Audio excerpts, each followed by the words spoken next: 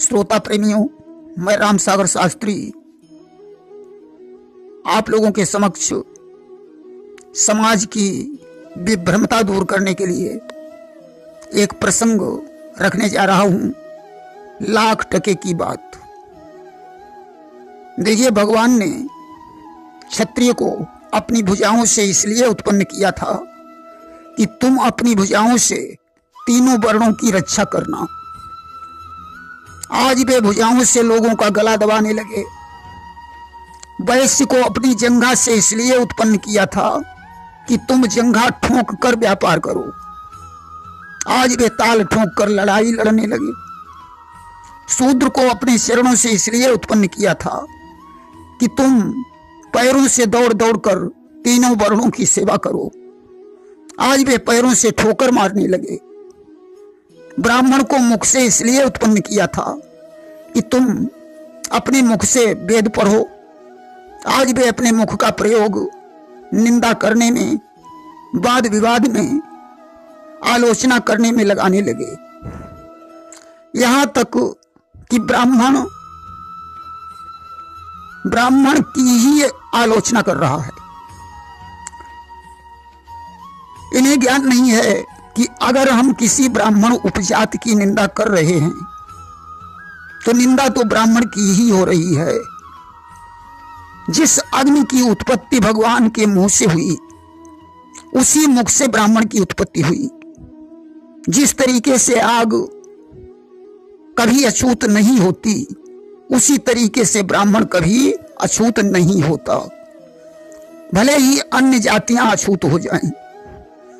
देखिए, अग्नि एक है, उसके रूप अनेक हैं।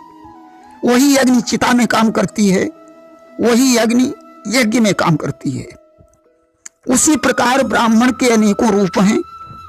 कोई ब्राह्मण यज्ञ कर रहा है, कोई मूल शांत कर रहा है, कोई मृतक कार्य कर रहा है, परंतु कोई भी ब्राह्मण अछूत नहीं माना जाता है।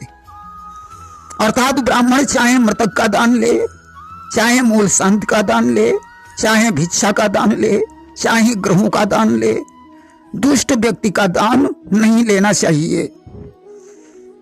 जैसे जल एक है, उसके रूप अनेक हैं।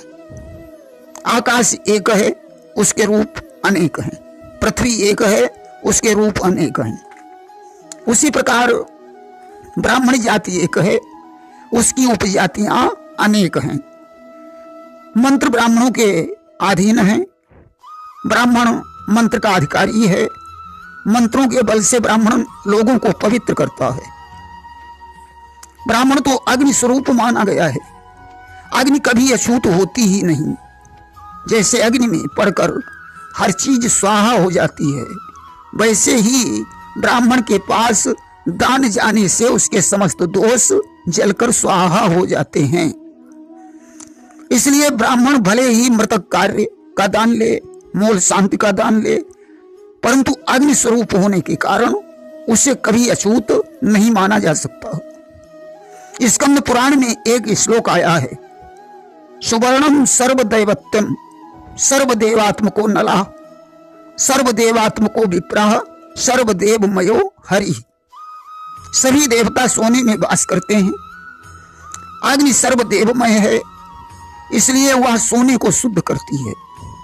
और ब्राह्मण भी सर्वदेवमय है, इसलिए वह तीनों वर्णों को शुद्ध करता है। भगवान विष्णु सर्वदेवमय हैं। वे ब्राह्मण को खुद शुद्ध कर देते हैं, इसलिए ब्राह्मण को कभी अछूत नहीं माना जाता है।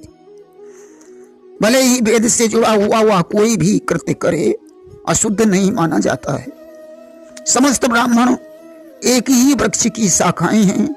समस्त ब्राह्मण ऋषियों की संतान हैं। ब्राह्मण उपजाति कुछ भी हो, परंतु जाति से सभी ब्राह्मण हैं। समस्त ब्राह्मण वेदों के अधिकारी हैं, इसलिए सभी ब्राह्मण पूजा पाठ अनुष्ठान कराने के अधिकारी हैं। मैं समस्त ब्राह्मण जात का हृदय से नंदन और अभिनंदन करता हूँ। प्रेम से बोलिए वृंदावन बिहारी लाल की जय।